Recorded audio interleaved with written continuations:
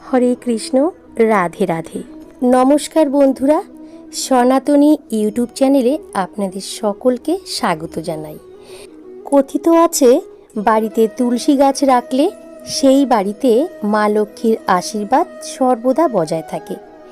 আপনি যদি মা লক্ষ্মীর আশীর্বাদ পেতে চান এবং আপনার জীবনে ইতিবাচক ফল দেখতে চান, তাহলে আসুন জেনে নেওয়া যাক মা লক্ষ্মীর আশীর্বাদ পেতে তুলসীকে কোন জিনিস নিবেদন করা অবশ্যই উচিত। এই প্রতিকারে অর্থ সংক্রান্ত যাবতীয় সমস্যা দূর হয় বলে মনে করা হয়।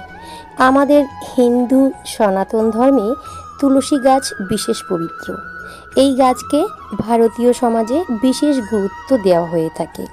তাছাড়াও তুলসী হলেন শ্রী শ্রী লক্ষ্মীদেবী তথা শ্রীমতী রাধারানীর অংশস্বরূপা সখী ও ভগবান শ্রীকৃষ্ণের প্রেয়সী। শ্রীধাম বৃন্দাবনে গোপিকা বৃন্দাদেবী রূপে তুলসীর রাধাকৃষ্ণের নিত্য সেবিকা। বিশেষজ্ঞদের মতে ধন সম্পদের দেবী মা লক্ষ্মী তুলসী গাছে অধিষ্ঠান করেন।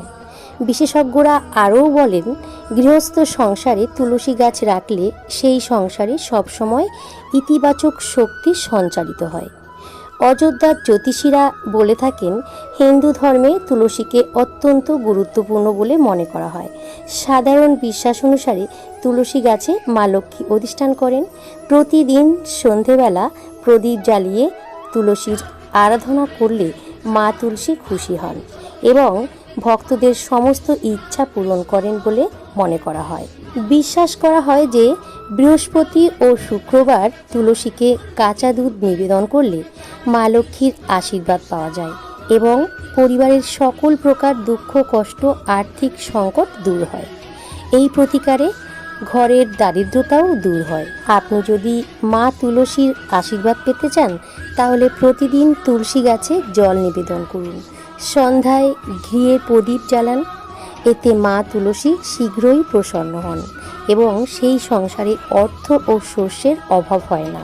শুধু তাই নয়, রবিবার ও একাদশীতে তুলসী গাছে জল দেওয়া উচিত নয়, তুলসী পাতা ছেঁড়া উচিত নয়। তাহলে বন্ধুরা, এই ছিল আমার আজকের ভিডিওটা যদি ভালো লেগে থাকে ভিডিওটায় লাইক, কমেন্ট এবং শেয়ার করে দিন। আর আমার এই চ্যানেলটিকে সাবস্ক্রাইব করে আমাকে একটু সাপোর্ট করুন। তাহলে আজকের মতো বিদায় নিচ্ছি। দেখা হবে আরেকটি নতুন ভিডিওর সঙ্গে।